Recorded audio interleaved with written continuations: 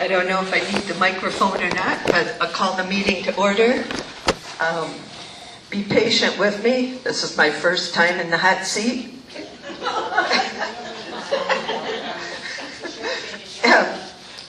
So, is there anybody doing any audio or videotaping? Okay, if not, we'll stand for a moment of silence and our Pledge of Allegiance.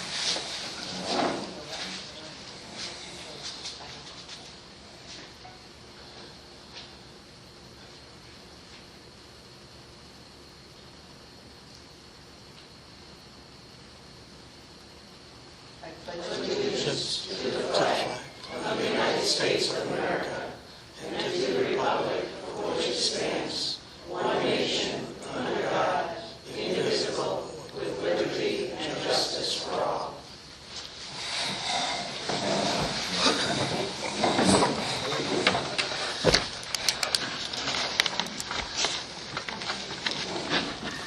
Okay, our first order of business is the approval of the minutes of the Board of Directors meeting of June the 4th of 19.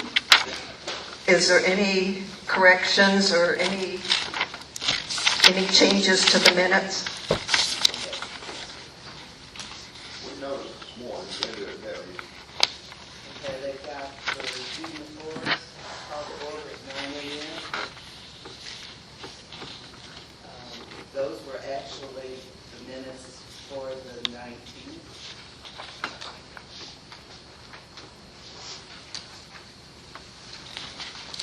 And they got adjourned at 7:24 p.m.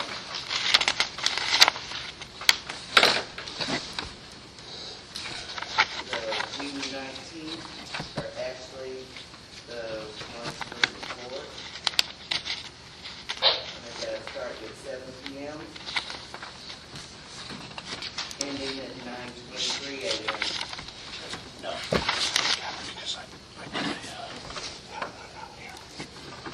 Yeah, but she's saying the dates are wrong too. 7 p.m. June 19th. These are correct minutes for this date. Right. She's saying that the dates are wrong. Meeting adjournment time. Yeah.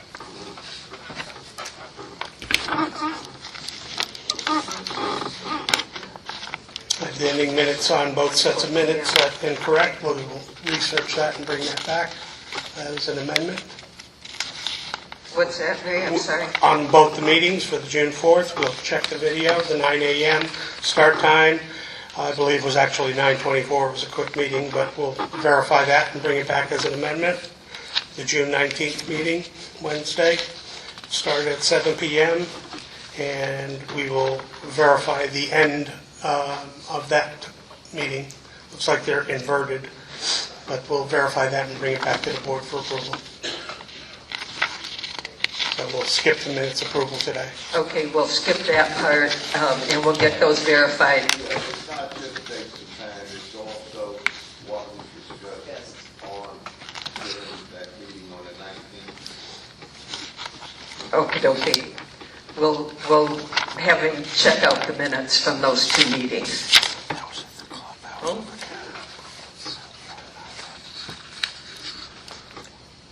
Okay, there's no correspondence today. We'll have the report from the general manager. Ray? Good morning. Purchase orders over $2,000 for last month. We had Corbin's Contractors, admin, bathroom, and kitchen remodeling. The final payment, even though it was cut on May 3rd, it was released on June 12th, $15,100. Pool Pros of Pasco County, $32,300 from reserves. Master and Company, the 2018 audit report, that should read $3,800. The floors are not done. The pool is not done. So I was being the optimist when I wrote this report, thinking that July 1st everything would be done. The front sign still is in process. The clubhouse parking lot seal coating and restriping, we'll bring to the board for approval in August, and we'll try and schedule that sometime late August, early September, before the October shows begin. Hernando County Utilities called about the work being done as part of the plant decommissioning. They will need to install a small lift station to transfer the flow of water when the plant is fully decommissioned. For reference, that property is on the east end of Brookridge on Grove Road, adjacent to the RV compound, but some residents had seen some contractors and work being done over there and thought something was being built, but they're just running new underground water pipes. And that's all I have. Okay, thank you. Unfinished business, ACC appeal, 14849 Brookridge Boulevard. AC stand in setbacks denied. Is Rich here? I've only been here almost 2 years, so I certainly don't know all of it. But when we Name and unit number, please. You're in one or two. You're either in one or two now with that new house. Hi, Rich Hawkins. My address is 14849 Brookridge Boulevard. I'm in unit 1 or 2, I'm not really sure. When we put up the house, I had no idea what the best flow for the unit is going to be. So what happened is I got a letter here from the air conditioning company explaining that if we move it, we dramatically hurt the airflow, the humidity, and all the other things that are under there. And they are going to, I guess, assume no responsibility if we have a problem. I did go around and I've been talking to Ron a little bit. I did go around, took several pictures of units that are within the restriction, within the 10-foot restriction, and I guess I didn't really understand that if it's on concrete, it can be within that restriction. The height of the air conditioning unit had nothing to do with me or the manufacturer. It came from the county. The county, because it's in a flood zone, made us, believe me, I would have much preferred it to be on the ground and not have to walk up 28 steps to get into my house. But it is what it is, and the county dictated how it was supposed to be. But there are several pictures that you guys can look at that show that there's a whole bunch of houses that have them, and this is just like a few examples. I mean, on number 18, almost every house on the left-hand side has their air conditioning within the 10-foot restricted area. Just as Sandy's brand new house, the house is 10 feet away from the property line, but the air conditioner falls within the restricted area. Granted, it is on a slab. This is what it currently looks like. At first, we put the wrap, I put the skirting around the house. I've explained that I'm willing to put any kind of fencing above it so it would be blocked from the street from my neighbors. I guess it's, I'm pleading to you guys to let me keep it the way it is. It certainly is decorative. It certainly falls into the landscape of what it was. That's what I'm trying to do. And if that's not allowed, what options do I have to keep it there so I don't have to incur the cost of moving the thing, plus like years and years and years of not having sufficient air. I mean, as it is right now with these 95 and humidity, it pushes it.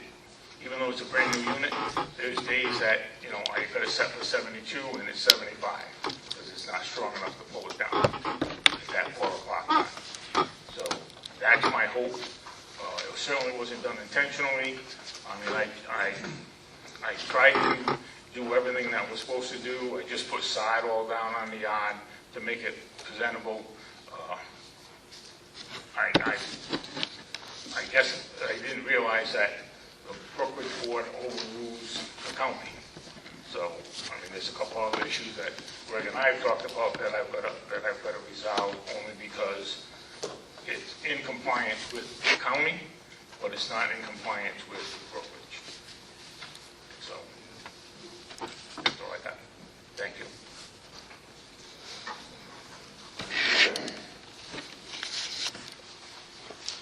You need to say anything?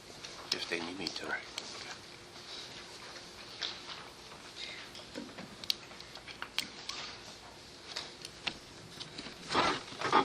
Okay, now the pictures that you've shown us are all units that are sitting on the ground. I understand. Yeah. There's only one unit that I know of that's above ground, and that's on number 2 on the right-hand side. And it's on a platform that's skirting. I don't think it's in the setback, but that's exactly, I didn't take that picture, I'm sorry. It just went by very slow.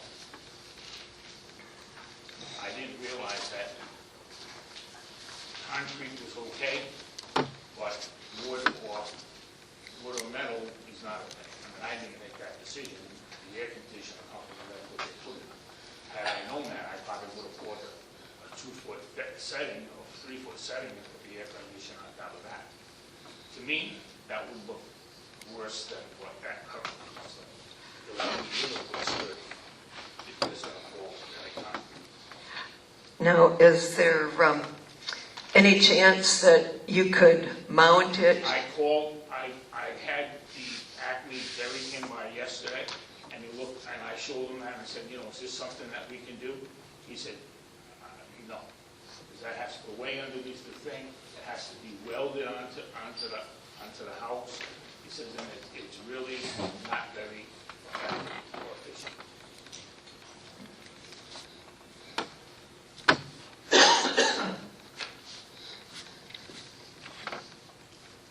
Any comments from anybody on the board?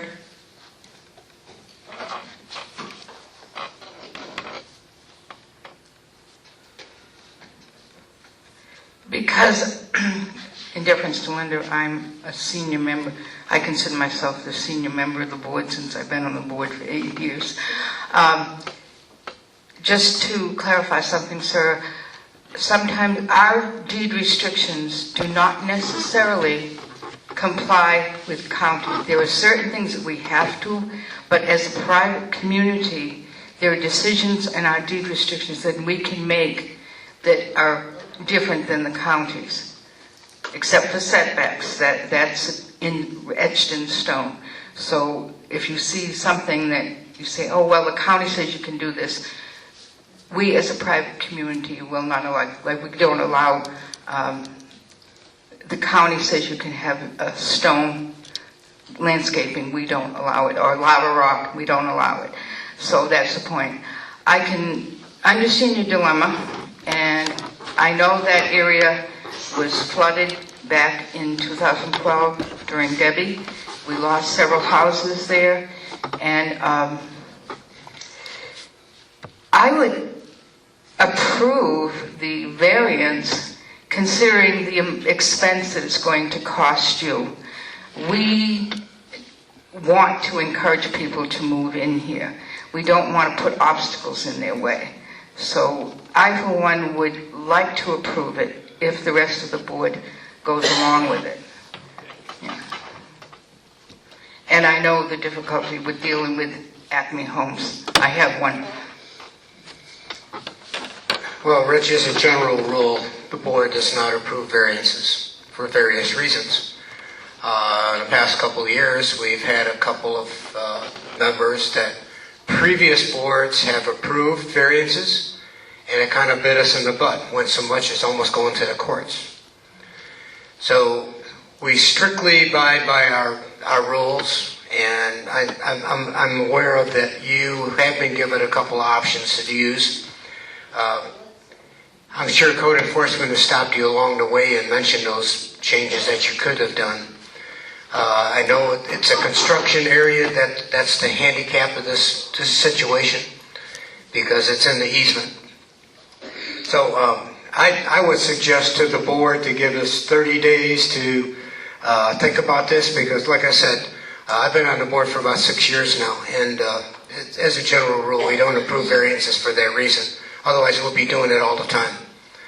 So I know you're given a couple options, so I would suggest to the board to go over this as a board and give it like 30 days and give the property owner written decision of what the board would make. That would be my suggestion.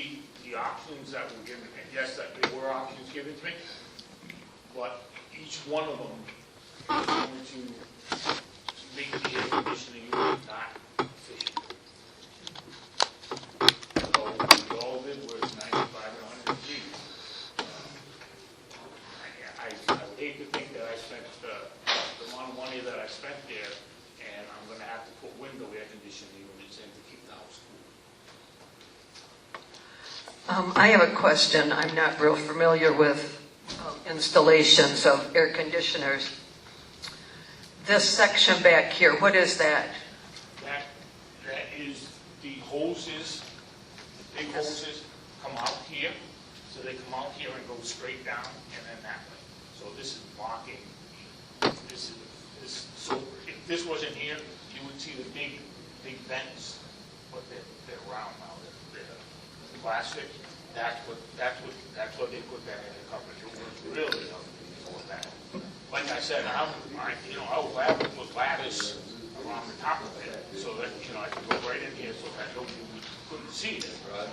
Couldn't see the unit and stuff. Can that be shortened up at all? To No, shorten. Quiet, please. wherever the air conditioner is, that's what has to come. Because the unit's here, and the hoses don't come off the bottom, they come off the back side. So when they go out, there's two hoses on one on this side, one on that side, and it goes out, and then goes down, and then goes under the house. Ideally, if it was on the ground, it would just come out and go right under the house. But that's You say that the hoses come out of there and then they go down and under the house? go this way, down, and then into the house. It's like flex thing. So okay. Greg, how far is the post on this frame to the easement? If it had to be catapulted, how far would the Okay, there's two things that are in that. There is the property line, then there's a 7.5-foot easement, utility easement that the county uses. Then from there in is a 10-foot setback, which is what we have. Every air conditioning unit has to be at a certain height based upon the height of the home in order for it to hook up. Air conditioning units per se can be in our setbacks. The problem here, most of them though, are on cement slabs because the houses are relatively low to the ground. Since this is a floodplain, his house has to be raised slightly. And in order for the air conditioning unit anywhere on the property, it has to be a certain height relative to the base of the home. The issue here is he is not in the utility easement, but he is in our setbacks. If this was on the ground, there would be no issue. The issue is that there is a wooden platform that was built to make the air conditioner high enough. If it gets moved to the back or the other side, like he said, the airflow in there is just compromised. The issue is not the air conditioner itself, it's just a pedestal that it's sitting on. It's just a wooden 4x4s. Obviously, anything that's built in a utility easement, whether it be a fence or a driveway, is subject to the county needing to get in there to do utilities And if they do, any removal of items that are in that easement is subject to replacement cost to the homeowner. So there's no liability or anything to Brookridge. If the county gives him permission to put that there, he is aware that if the county needs to get in there, any replacement costs would be borne by the property owner. And I'm certainly willing to take the wood down and put cinder blocks up, but the height's gonna be the height, and the cinder blocks, I'm gonna lose the ability to put skirting. So it's not kind of a human. Believe me, it wasn't my choice. When I saw them put the house in, I said, oh my God, I didn't realize it was gonna be, I mean, it's 7 steps. So it's a height. Now, when I had seen the pictures of before you put the skirting up, it looks like the stand is made out of like 2x4s. Yeah, 2 by 6. Okay, or what? Yeah. Now, are those in concrete in the ground? No. Okay, then my other kind of question would be about water and rain and stuff like that deteriorating that wood. It's not made with weather-treated wood. It is pressure-treated wood that we use. Okay. And where it goes into the ground, I mean, I certainly could put the posts in cement. I could dig around them and pour cement in them to reassure it. Or, you know, like I said, I'm kind of at the mercy to do whatever I gotta do to try to keep it where it is. I know I even considered, dropping it to the ground, but I don't ever think there's gonna be another flood like there was. I don't think the county will let you, will it? No, the county won't let me. Yeah. I would go under the assumption that they're not gonna come back and inspect it.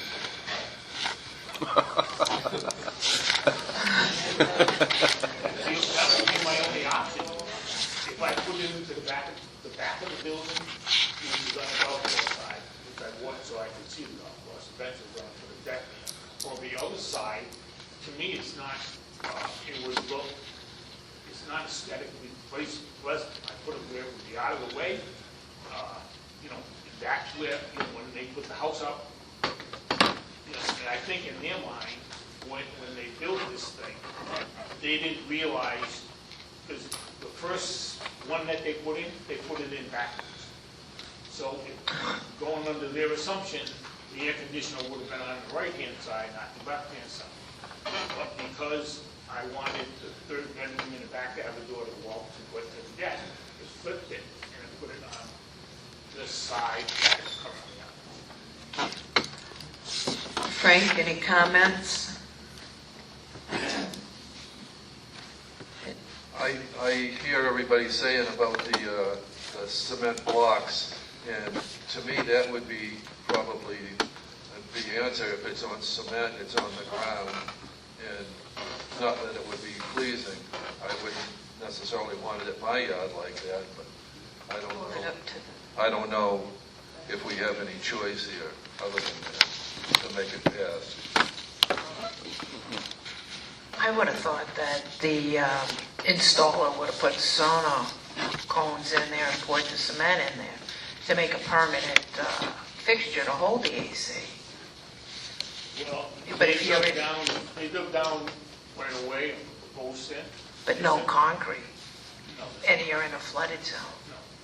Well, it's just like underneath the house, it's all cinder block, just like everybody else. There's no concrete or anything else. But it's not outside in the elements like that bench that the AC would be on.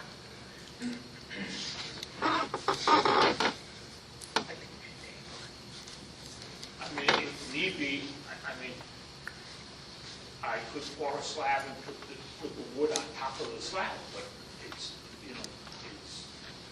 whatever you guys want me to do, I'm gonna be willing to try to do. Could you explain again how the installer, you thought was going to put it on the other side, and they changed it? Well, when the house was built, it's a 3-bedroom, 2-bath. It's a split floor plan, so master bedrooms on the front, on the street side, out to the front.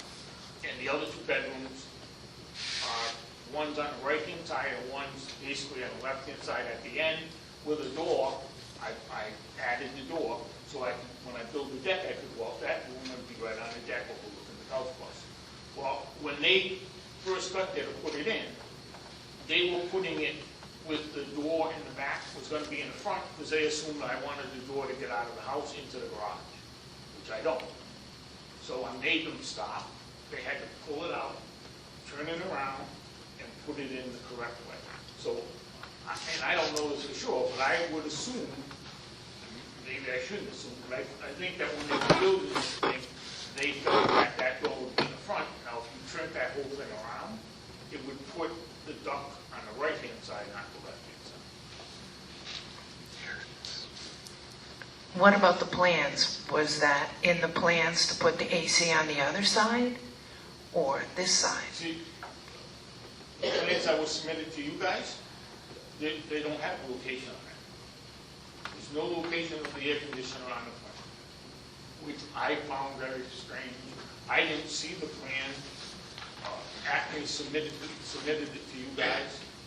So there was, from what I understand, there was no placement on the plan that was submitted to the board for approval.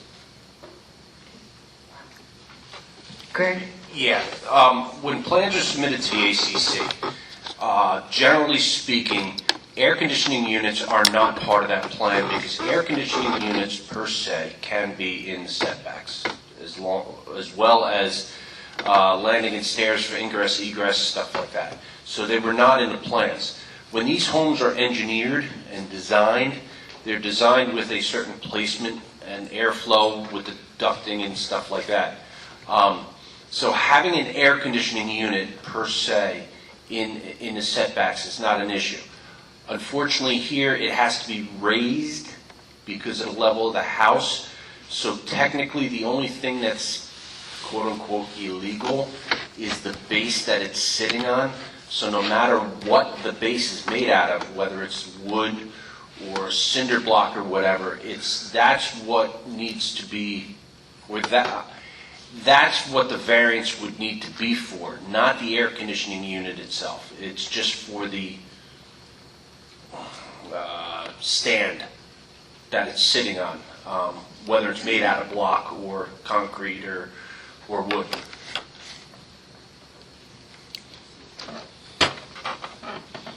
Okay, well, I've got one board member that is in favor of the variance. One board member wants to table it.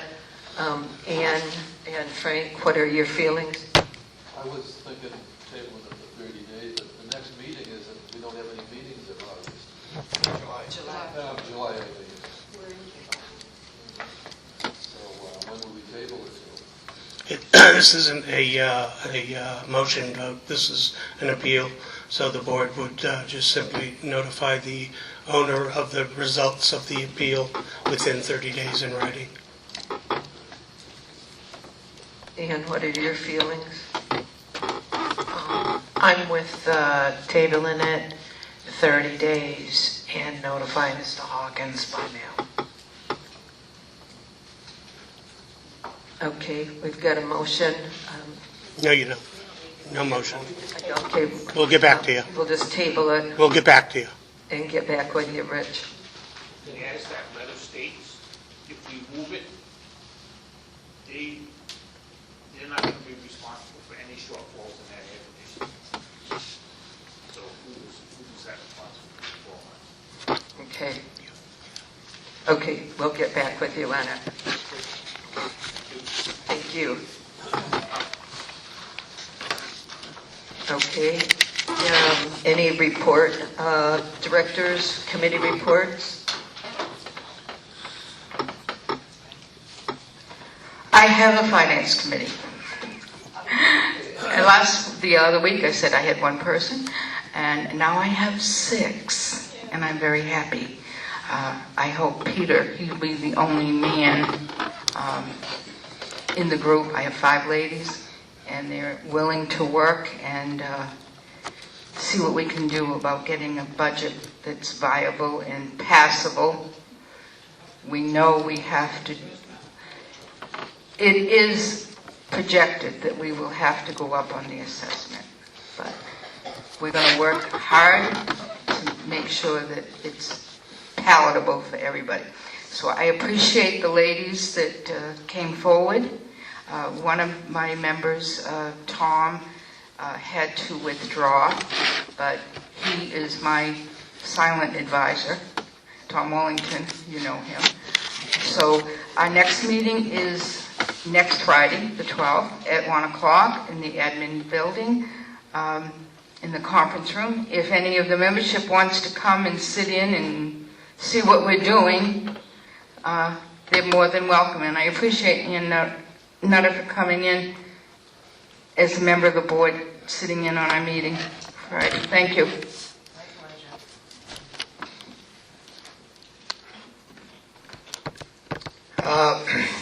On a little tidbit on the finance committee, not so much as a committee as the budget. You can't find a better place to live as cheap as we're living. I'm really surprised that it didn't pass last year. There are some people that will vote against the budget every single time. It doesn't matter if it's 50 cents. It's like it's against their principle. You can't, for everything that we have here, security, a good looking place to live, all kinds of clubs, you got a nice clubhouse, you got to have a fantastic swimming pool, and for the little bit of money that you got to pay, it's really pathetic that the people turned it down. So hopefully it'll pass this time. It's going to be a little bit blower to the people that don't want a 50-cent raise if it's got to go up a couple bucks. So that's really going to be a blow to them. But hey, to keep what we got, it's immeasurable. I mean, you go look at other communities and look at how much HOAs are in other places. This is dirt cheap. And it's a shame that people turn it down to live this cheap and to have what you have. I mean, you got a fantastic workforce here. You got a great clubhouse manager who's worked diligently to get this place into shape. He's worked on that pool, and by the way, the pool will be going on at the 4th of July, 11 to 2. So he's smiling back there. I put a plug in for him. Did a good job. I know some people didn't like the water flow flowing down the street, but that water was free. So just think about the budget when it comes time to vote. And I know the budget committee will work diligently. I mean, we're down to bare bones right now. And hopefully that'll pass this time. VRC meeting is going to be on the 18th at 9 a.m. Be there before 9. I mentioned the July 4th. And welcome back. Committee's going to meet July 9th at 9 a.m. up at the administrative office. That's all I got.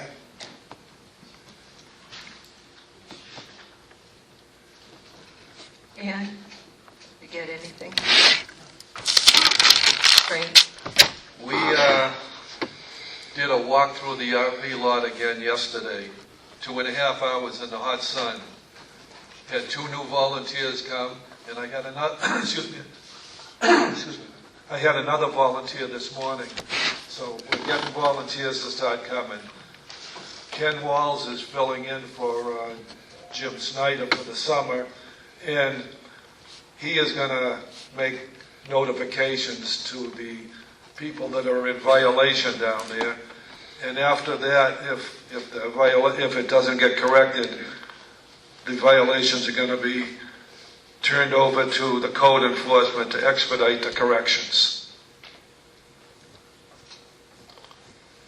Okay. That's all I got on the RV committee. Any comments at all? Questions, comments from the audience? If you'll come up and give your name and unit number. On the RV compound, Ken Walls, Unit 4. On that RV compound, we're doing all we can, but we just need direction. And we think we got the formality and the protocol how it's supposed to go. we'll find out in the next couple of 3 weeks. But we've got to correct some of these problems. And I think maybe when you open it up at the end to bring this up, what I want to address here is on June the 19th, the Board of Directors voted 7-0 to add all units stored in the RV compound be free of any and all mold. And it was discussed until after the meeting closed. It was never discussed till after the meeting closed on the length of time we was going to give people to fix the problem. I think it's up to the Board of Directors to set the time frame for people to correct their mold problem before code enforcement takes action. Adding this new amendment after 45 years, I believe we have to give the people a 30-day window, but it's your call. Okay, let me touch base on that so you know I'm the rules guy. First of all, that passed on that meeting, okay? Correct. That got, paragraph M got noted. It doesn't go into effect until after the next meeting when the minutes are approved. Once the minutes are approved, then it becomes gospel. So once the minutes get approved, and correct me if I'm wrong, if it has to be approved the minutes have to be approved the following meeting. Correct, I understand. And then it's in Like this morning. effect. Then it goes into effect, and then you can write people up. Correct. Okay, no, I'm not froggy to write people up. I do want to keep everything in compliance. But we noticed it wasn't in the rules and regulations, posted in our rules and regulations yet, and now I understand why. It won't get approved until that gets... That's correct. Okay, good. Which is delayed now. Do what? It's delayed now because we didn't approve the minutes. Well, it was it's coming up still. That was the June 19th meeting. Right. That's what we got to get turned. Anyhow, thank you. Thank you, sir. Any other? Yep, Paul?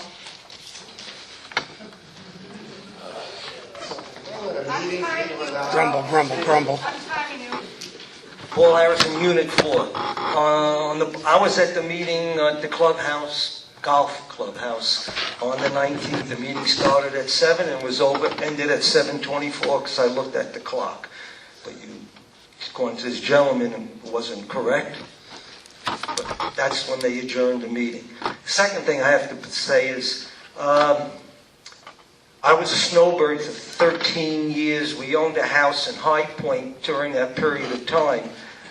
Just as a suggestion to the board is, over there, they mailed their budget out in November. They also put any amendment changes to their bylaws in the November. And their response back, I think at that time we had like almost 1,500 units. And I voted every year. So I was up north at the time, and they had over 900 people voting. And I think at that time maybe they had 1,400 units. We can't even get 400 people to vote going to the clubhouse here in November. As a suggestion is, I would, even though it's going to cost us some money, put the budget, and if we can make a bylaws change to put the bylaws in that November mail out where more people would be reading and replying to that. That's my suggestion. Thank you.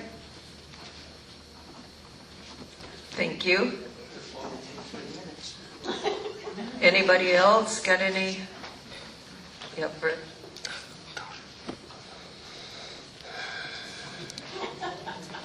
Stratton, Unit 3. Somebody said about a dancing on the dance floor coming up. You're not going to know this, but we're flying in the Blues Brothers from Leesburg August 3rd. You know that? Nobody reads the book at all? Nobody reads the book, they're telling me. Okay. And here we have the Blues Brothers. You know what the Blues Brothers, who they are? You know the Blues Brothers? From Chicago. Dan Aykroyd? No? if you look around, their slogan is 106 miles, full tank of gas, pack of cigarettes, we're wearing sunglasses at Broadway Road. I guess you don't know the Blues Brothers, but they're going to be here for an hour, August 3rd, right here in the hall on stage. So if you don't want to be here, be square, come on in, have a good time. See Val for tickets, they're $7. Anybody else? Oh, Little Miss Dynamite too. She is the one supporting the group with the music as far as the sound system. So she's real good, and she'll be here for 2 hours also after them. But now when they come, if you've never seen them before, they have a car. Okay, it's an old police car. On top they got the big speakers. They drive around the suburbs. The police chase them. That's right, Greg, right? Oh, I've been chased by the cops I'm going to before. ask the police department. I'm going to Oh, wait, ask that's the police department to chase them in here. I'm surprised you've never seen the Blues Brothers. I guess that they were not fans of Saturday Night Live. Anybody from Chicago here? No. They lived at 1060 West Addison. What is that? Cubs Park, Whitney Field. Thank you. What's the date on that? August 3rd, right here.